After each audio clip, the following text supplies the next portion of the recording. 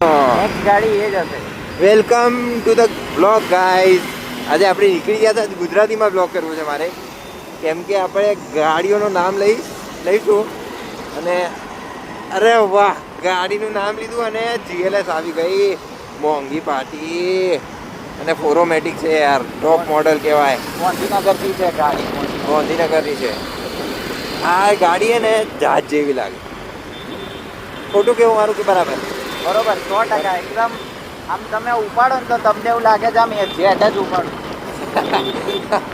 Check ઉપાડવાની વાત કરે છે ભાઈ. જો ઊંચી બી કેટલી છે, તમે આમ જુઓ. પેલો ભાઈ જ્યાં બેઠો છે ત્યાં સાયલેન્સર છે. હા, આ ટાયર જુઓ તમે. ટાયર તો આપણા સ્પ્લેન્ડરની હેડલાઇટ જેટલા તો એના ટાયર આવે. બહુ મોટી ગાડી, બહુ. આટલા મોટા પૈસા કમાવા છે લોકો, તો તમે સબસ્ક્રાઇબ કરો ને લાઈક કરો. હા, તમે શેર કરતા નથી બધા. આ વ્લોગ આખો GLSમાં જતો રહ્યો.